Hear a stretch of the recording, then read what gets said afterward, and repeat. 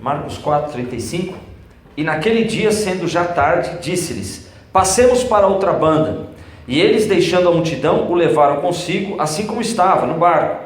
E havia também com ele outros barquinhos. E levantou-se grande temporal de vento, e subiam as ondas por cima do barco, de maneira que já se enchia. E ele estava na popa, dormindo sobre uma almofada. E despertaram-no, dizendo-lhe: Mestre, não se te dá que pereçamos? E ele, despertando, repreendeu o vento e disse ao mar: Cala-te, aquieta-te. E o vento se aquietou, e houve grande bonança. E disse-lhes: Por que sois tão tímidos? Ainda não tendes fé? E sentiram um grande temor, e diziam uns aos outros: Mas quem é este, que até o vento e o mar lhe obedecem? Oremos. Senhor Jesus, muito obrigado por termos à mão esse relato. Pedimos que o Teu Espírito Santo agora use essa palavra como espada e traga revelação aos nossos corações. Revela-nos a verdade, Jesus, para que saímos daqui com ela na nossa mente e diante dos nossos olhos. É a oração que eu te faço em nome de Jesus. Amém.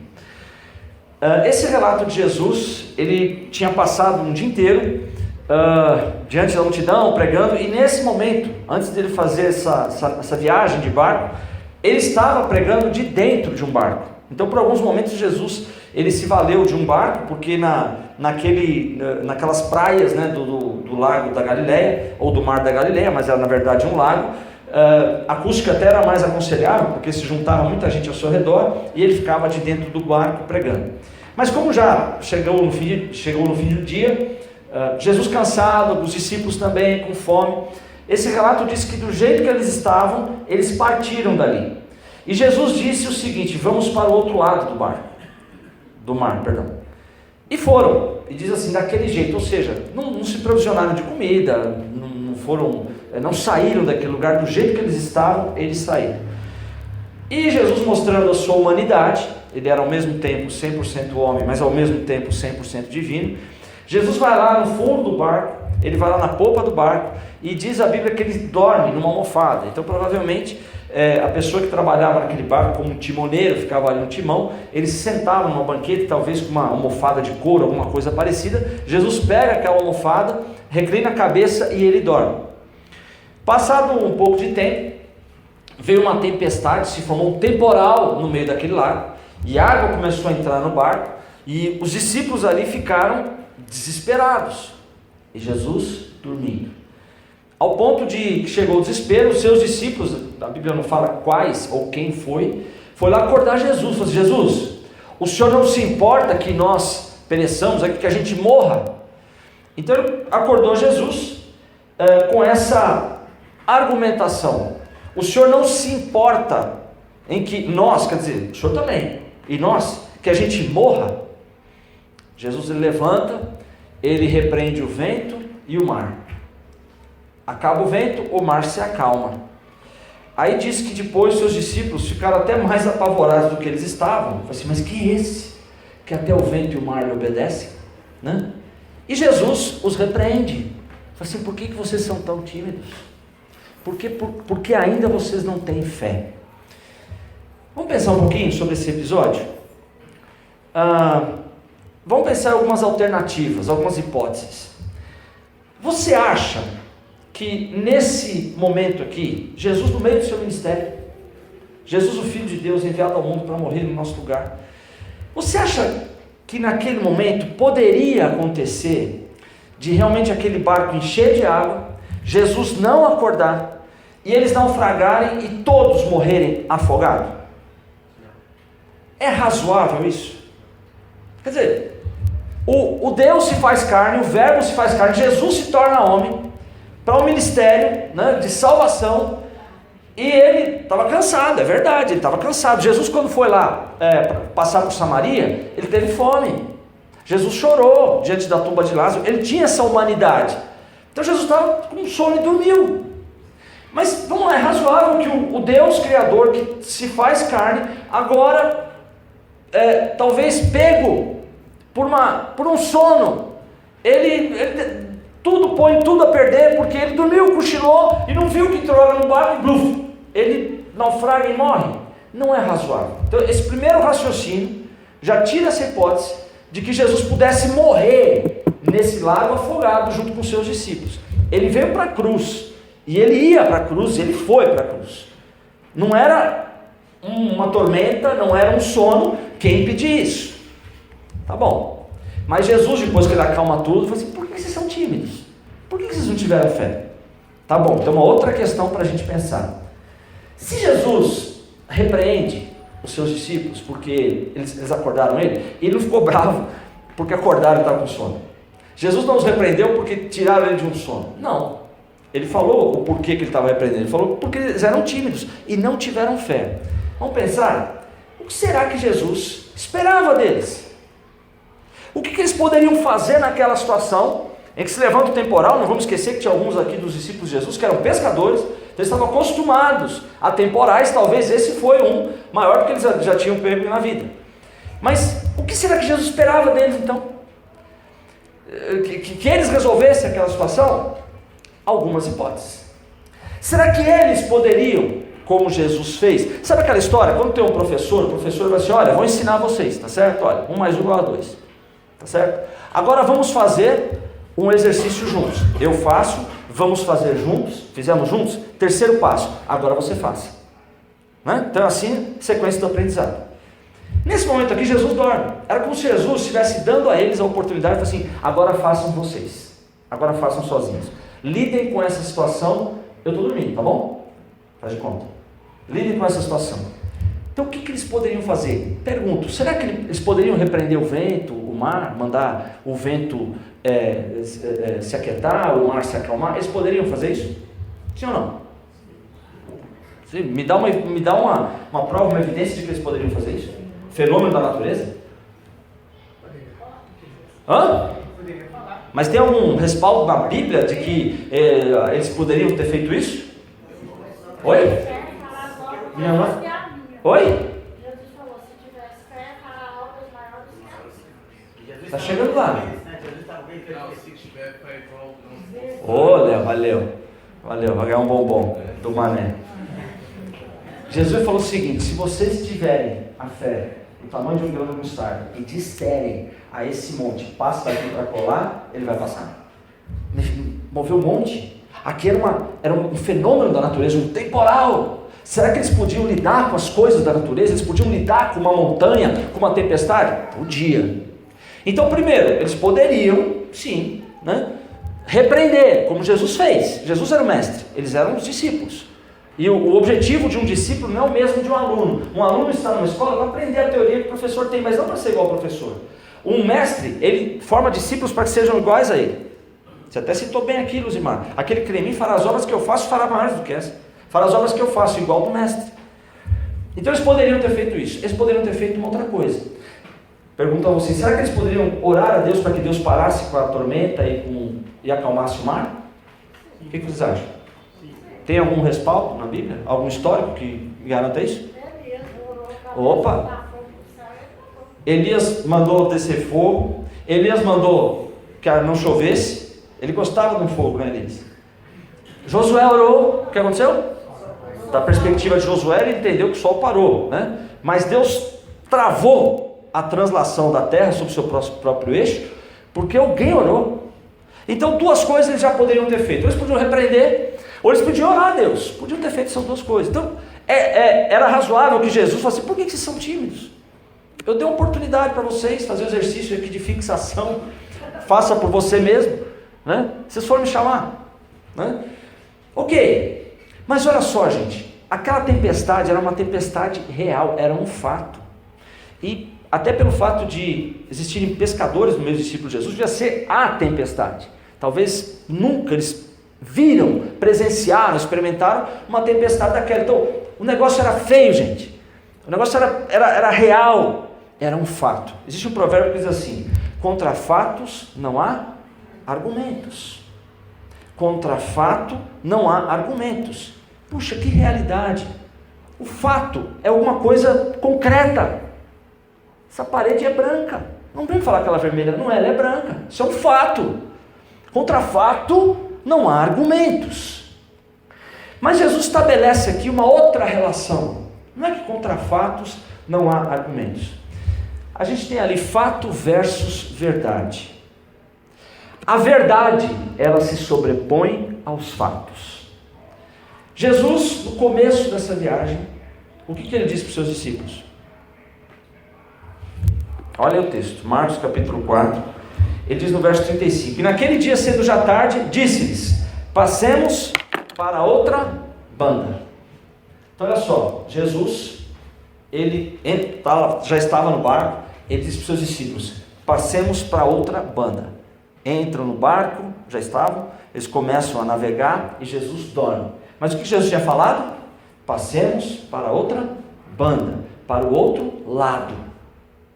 Então Jesus já tinha falado o destino, o próximo destino daquela jornada. Ele já tinha definido. Isso foi uma palavra de Jesus, foi uma palavra do próprio Deus. Jesus, ele falou o seguinte: e conhecereis a verdade, e a verdade vos libertará. Então a verdade, ela liberta. Se pois o Filho vos libertar, verdadeiramente sereis livres. Está lá em João 8, capítulo 8, verso 32 e 36. A verdade liberta, não importa do que, mas a verdade liberta. Jesus disse: eu sou o caminho, a verdade e a vida. A verdade liberta porque a verdade é Jesus. A palavra de Jesus liberta porque é a palavra de Jesus. Então a verdade, ela sempre está acima de todas as coisas. Quer ver um exemplo? Jesus entra em Jerusalém, perto da sua crucificação. Ele entra em Jerusalém montado num jumentinho, filho de jumenta. E quando ele entra em Jerusalém, as pessoas que estavam ali e os discípulos colocavam colocavam suas vestes, no chão, e eles pegavam palmas de palmeiras e começaram a clamar, dizendo o seguinte: Hosana, bendito o rei que vem em nome do Senhor. Estavam chamando Jesus de rei, de Messias, que de fato ele era. Os fariseus se escandalizaram, falaram assim: Jesus, manda que eles se calem. Que negócio é esse de te chamar de Messias? O que Jesus respondeu? Se eles se calarem, as pedras clamarão. Sabe por que ele disse isso? Porque naquele exato dia, mas exato mesmo, se fizer uma conta no calendário, naquele exato dia, estava se cumprindo uma profecia de Daniel, que o Messias seria aclamado como rei em Jerusalém. Então naquele exato dia, estava se cumprindo uma profecia, que Jesus seria aclamado como rei, ou que o Messias seria aclamado como rei. É isso que diz a profecia. Então se naquele dia, por exemplo, tivesse Jesus e o jumentinho, mais ninguém, se tivesse só os dois ali, se acontecesse ali uma devassa, uma praga, a gente está vivendo essa praga aí, essa pandemia do coronavírus, se desse alguma coisa lá, algum vírus, alguma praga que matasse todo mundo, e entrasse em Jerusalém, Jesus montado no jumentinho, a profecia ia se cumprir, de que ali ele seria aclamado como rei. É por isso que ele diz assim: manda que eles se calem. Assim, se eles se calarem, as pedras vão clamar, porque naquele dia estava sendo cumprido uma profecia. Então se não tivesse ninguém ali, as pedras iam falar naquele dia, gente. Eu nunca vi pedra falar, mas naquele dia ia. Por quê? Porque a verdade, ela é maior do que qualquer fato. Mas não tem ninguém, pedra clama. Mas olha, o sol não pode parar. Pode, porque Josué orou, a terra parou. Não, mas sempre chove. Não, quando Elias orou não choveu. Não, mas mar não se abre, mas o mar vermelho se abriu. A verdade, ela se sobrepõe aos fatos. A verdade, ela é libertadora. Jesus falou assim: conhecereis a verdade, e a verdade vos libertará. Ele é a verdade. Jesus fala uma verdade aqui: passemos para outra banda, passemos para o outro lado. Acontecesse o que acontecesse, qualquer fato, Jesus ia chegar do outro lado, não importa o que. Gente, se o barco virasse, se tivesse uma tempestade, se enchesse de água e o barco virasse, ele ia chegar lá de ponta cabeça, e os cabras em cima do barco. Ia. O barco ia voar, eu não sei, mas que Jesus ia chegar do outro lado, ele ia, porque ele falou. A verdade se sobrepõe aos fatos. Traz para a sua vida, vamos trazer para a minha vida? Nós temos fatos na nossa vida. São coisas reais, são coisas tangíveis. A parede é branca, estou vendo a parede branca. eu estou sentindo alguma coisa, eu estou presenciando uma crise, eu estou passando por um sofrimento, estou passando por uma tribulação, estou passando por uma dificuldade, isso é fato. Mas tem algo maior do que o fato, é a verdade. A verdade se sobrepõe aos fatos. Então quando Jesus falou assim, vamos para o outro lado, eles iam chegar do outro lado. Então, gente, o que eles podiam fazer lá? Sei lá, repreender o vento, repreender a tempestade. Eles podiam orar a Deus, mas se eles não fizessem nada, se eles absolutamente não fizessem nada, Jesus falou, eles iam chegar lá do outro lado. Abra sua Bíblia lá em Efésios capítulo 6. Efésios capítulo 6. Paulo ele fala aqui, eu vou ler aqui a partir do verso de número 11. Paulo ele fala aqui sobre a armadura do cristão. Ele exemplifica aqui, ele pega como exemplo a vestimenta de um soldado romano e ele faz a aplicação de verdades espirituais. Mas olha que interessante, aqui no capítulo 6 de Efésios, verso 11 diz assim: revestivos de toda a armadura de Deus, para que possais estar firmes contra as astutas ciladas do diabo. Eu vou pular para o verso 13. Portanto, tomai toda a armadura de Deus, para que possais resistir no dia mau, e havendo feito tudo, ficar firmes. Estai, pois, firmes, tendo cingido os vossos lombos com a verdade, vestido a couraça da justiça, etc. Paulo usa 3 vezes aqui a expressão ficar firme, permanecer firme, estar firme. Então o que Paulo está dizendo aqui, embora ele esteja falando de armadura, ele não fala aqui, olha, luta, luta, luta, não, ficar firme, ele repete 3 vezes isso, que a postura, a atitude desse que se vale dessa armadura, não é sair correndo atrás do é ficar firme, é ficar firme. Quando Moisés tira o povo do Egito, ele faz aquela viagem, ele não consuma lá a sua jornada, Josué leva o povo para a terra prometida, então o povo de Israel levado para um lugar, para uma terra, para um território, terra mesmo, terra prometida. Hoje serve para nós como analogia de que Jesus, ele nos tira do mundo e nos leva não para uma terra, um território, ele nos leva para um reino, o reino de Deus, um reino espiritual, que já existe. Jesus falou assim, olha, o reino de Deus vai vir depois que você morrer. Ele falou assim, não, o reino de Deus já começou, já inaugurou, está dentro de vós. O reino de Deus não é comida, bebida, mas justiça, alegria e paz no Espírito Santo. Então esse é o reino de Deus. O que era território, terra prometida para os judeus, para aquele que crê em Jesus hoje, é o reino. Muito bem, Josué foi o capitão e colocou o povo lá dentro. O povo estava na terra prometida. Vocês vão habitar em casas que vocês não construíram, vocês vão tomar água de poço que vocês não cavaram, vocês vão comer de oliveiras que vocês não plantaram. Estava tudo pronto, terra que mana leite e mel. Jesus nos coloca no reino de Deus, não vai colocar, ele nos coloca. Irmão, se você é Jesus, sabe onde você está nesse exato momento? No reino de Deus, no reino. É por isso que Paulo falou assim, corre para lá, entra nele. Não, fica, permanece firme no reino. Olha para a promessa, para a verdade, não para o fato, porque a verdade se sobrepõe aos fatos. Abra sua Bíblia, mais um texto aqui, 2 Coríntios capítulo 4. 2 Coríntios capítulo 4, verso 18. 2 Coríntios capítulo 4, no verso 18.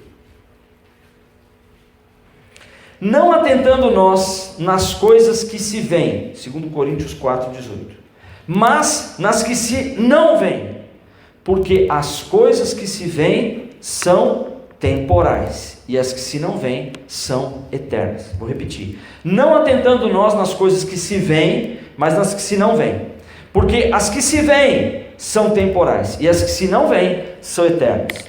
Paulo está dizendo o seguinte, que as coisas que nós vemos, as coisas visíveis, elas são temporais. O temporal era temporal. O temporal que eles enfrentaram era temporal, transitório. O fato era transitório, era temporal. O fato na sua vida, ele pode ser mudado pela verdade, não importa qual fato. Não importa qual circunstância, a verdade se sobrepõe ao fato. Então eles passaram por aquilo, mas eles estavam vendo.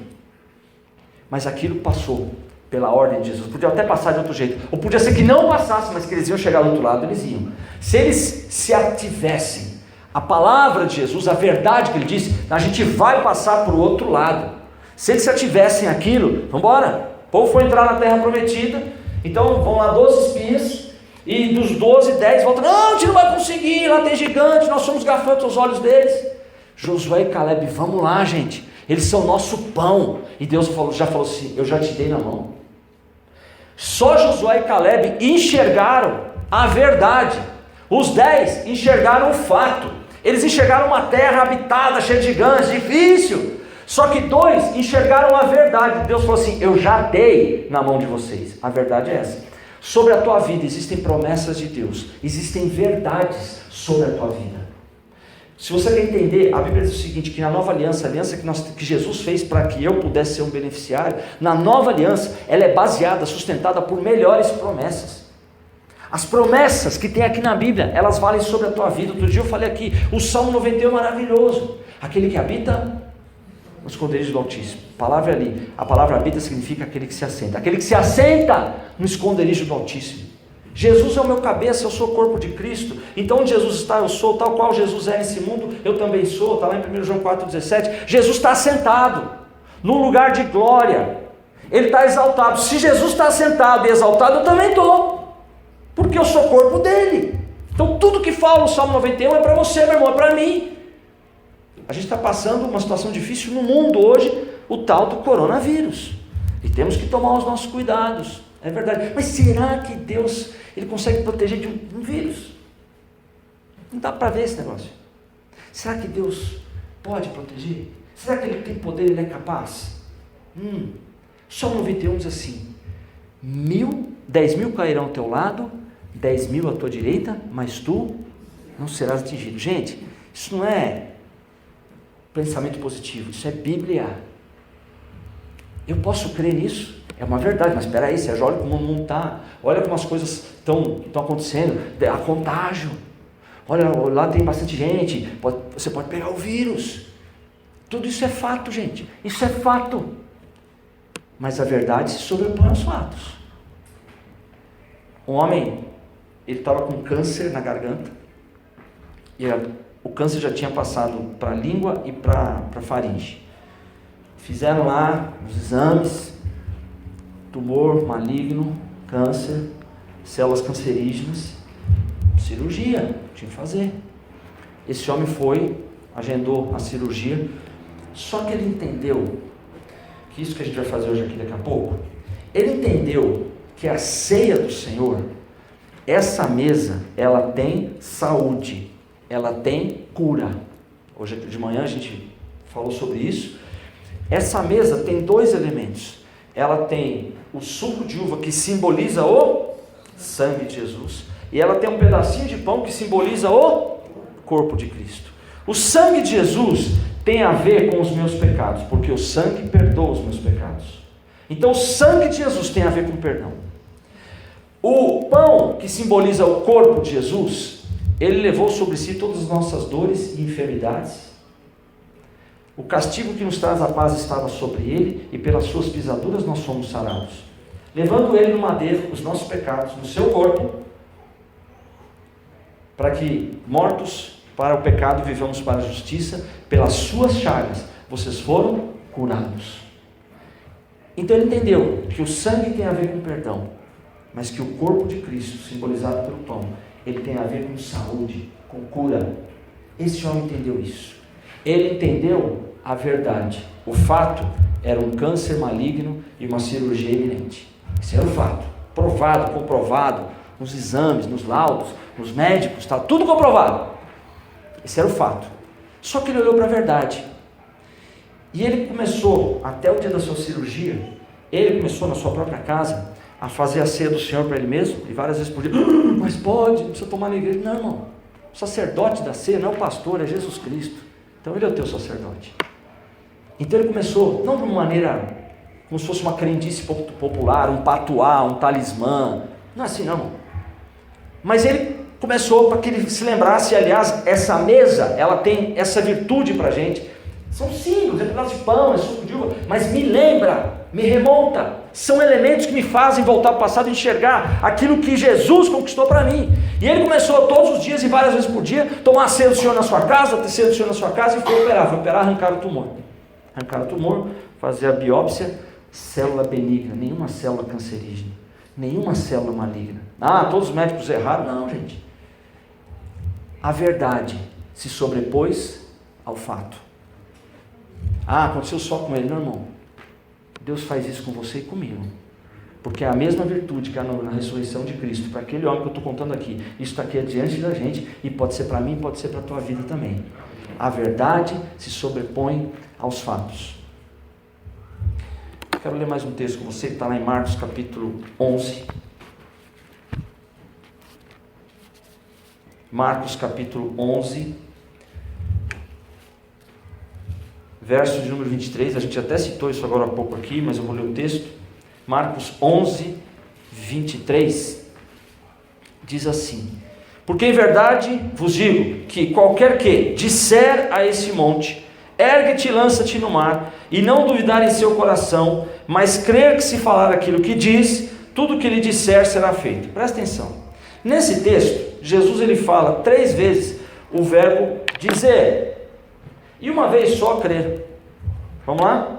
Ele diz assim: porque em verdade vos digo que qualquer que disser a esse monte, uma vez, ergue-te e lança-te no mar, e não duvidar em seu coração, mas crer, uma vez a palavra crer, se fará aquilo que diz, tudo o que disser lhe será feito. 3 vezes a palavra dizer e uma vez só a palavra crer. A ênfase que Jesus deu é no falar. A Bíblia diz em Hebreus que Jesus é o sumo sacerdote da nossa confissão. Deus chega para Moisés um dia e fala assim: Moisés, palavra está aí no seu coração, na sua boca. A Bíblia diz: aquele que confessa com a boca ao Senhor Jesus e crê no coração será salvo. Mas por que a confissão? Por que a confissão? Jesus é o sacerdote da nossa confissão. Por que Jesus fala 3 vezes aqui? Diz. Deus ensinou isso para a gente em Gênesis. Quando Deus vai criar as coisas, Ele fala: haja luz, haja divisão, haja luminares, haja terra, haja porção seca. Ele falava e as coisas aconteciam. Quando Deus fala assim, haja luz, não existia, gente. Está tudo escuro. Mas Ele disse, haja luz. E depois que Ele disse, a luz apareceu. Mas Ele falou primeiro. A Bíblia diz que Deus abençoou Adão e Eva dizendo. Jesus, quando Ele trata da ansiedade, da preocupação, ele diz assim: olha, não fiquem ansiosos, dizendo o que comeremos, o que vestiremos amanhã. Percebe que aquilo que eu digo é uma manifestação ou da minha fé ou da minha ansiedade, ou da minha confiança ou do meu medo. É por isso que Jesus fala o seguinte: olha, diga ao monte. Tem um texto lá em Jó, a gente vai precisar ver agora, que ele diz o seguinte: quando te abaterem, você dirá, haja exaltação. Quando te abaterem, o que você tem que fazer? Diga, haja exaltação. Só Deus tem o poder de criar as coisas. Eu não crio nada, mas eu posso dizer aquilo que Ele já criou. Eu posso repetir a verdade dEle sobre a minha vida. Lembra que Paulo falou? Fica firme, permanece firme. Você não tem que chegar à sua terra prometida, você já está lá, irmão. A tua batalha não é para entrar no reino de Deus. Não, o teu descanso é permanecer no reino de Deus. Então olha para o território que você está, irmão. Olha para o território que você está. Olha para as promessas nas quais você está andando. Isso é importante. Eu falei de algumas aqui. Abençoarei teu pão e a tua água, e tirarei do meio de vós enfermidades. Ele é quem te guarda. Ele te livrará de todo mal. O Senhor é meu pastor, nada me faltará. Ainda que eu ande pelo vale da sombra da morte, não vou temer mal algum, porque o Senhor está comigo. A vara e o cajado dele me consolam. Isso é onde eu estou. Eu tenho que olhar onde é que eu estou, e vou dizer onde que eu estou. Então quando vem um fato, vem uma tempestade, ai meu Deus do céu, olha a tempestade, eu vou sucumbir, eu vou naufragar, eu vou morrer. Não, o Senhor está comigo. O Senhor está comigo. A promessa é que eu vou chegar lá, e eu vou chegar lá. Deus tira um menino mimado chamado José, 17 anos, da casa dos seus pais, Esse menino vai vendido como escravo para a casa de Potifar, ele é traído, ele vai para a cadeia, só depois de 13 anos, na cadeia, 13 anos de cadeia, alguém perdeu a sua juventude numa cadeia, Deus tira aquele jovenzinho, agora com 30 anos, para ser governador do Egito, o segundo homem que mais mandou na terra naquele momento, foi José. Mas o que eu quero dizer isso? Deus tira esse menino aqui, e ele não vai morrer no Egito, como escravo, ou como um detento, não, ele vai chegar do outro lado, o sonho que ele mostrou aqui para José, ia se cumprir, independente do fato, agora aprendeu, e agora, como é que faz? Não importa, a verdade se sobrepõe aos fatos. Quer uma promoção mais rápida do que a de José? José de detento, de alguém que era prisioneiro lá no calabouço. Em poucas horas, quando o faraó chama ele, ele vira governador do Egito. Que carreira meteórica é essa, irmão? Fala para mim, me dá o currículo aí, o que você fez aí para conseguir em poucas horas esse cargo? Você sai daqui e vai para lá. Mas quem fez isso? Foi a promessa de Deus. A promessa de Deus sobre a tua vida. Então você pega essa promessa, olha para ela e confessa. Irmão, Jesus, quando ele, na última frase que ele fala na cruz, ele fala assim: está consumado. Jesus terminou a obra que ele veio fazer. Ele terminou, ele encerrou, ponto. Tudo o que ele veio fazer, ele já fez. Ele te perdoou já todos os seus pecados. Ele já carregou todas as suas dores e enfermidades. Ele já levou e já resolveu todos os inimigos da sua paz. Porque diz assim: o castigo que me traz a paz estava sobre ele. Então lá quando ele fala está consumado, eu já completei a obra para a sua vida. É o que ele está dizendo para mim. Então será que eu posso dizer assim: Senhor, muito obrigado, porque o Senhor levou essa minha doença lá na cruz. Muito obrigado, porque o Senhor já levou essa necessidade da minha casa lá na cruz. Essa obra já está terminada. Muito obrigado, Jesus, porque o Senhor já resolveu essa minha frustração. Muito obrigado porque o Senhor já me curou dessa depressão. Muito obrigado porque o Senhor já tirou esse mal da minha vida. Isso está na obra terminada de Jesus. Irmão, tem que ter esse alinhamento com aquilo que Ele fez. Ficar firme, permanece firme. Mas olha, Sérgio, o que está acontecendo. Olha o fato. Olha para a verdade. A verdade se sobrepõe ao fato. Você vai chegar do outro lado do mar da Galileia. Tempo atrás teve um concurso. Era um concurso para artistas, e que eles tinham que reproduzir de alguma forma o tema paz. Então vários pintores pintaram belos quadros. Aquele quadro do mar calmo, pôr do sol, ou montanha, com aquela cabaninha, aquele sol bonito, a árvore, sombras, o gado.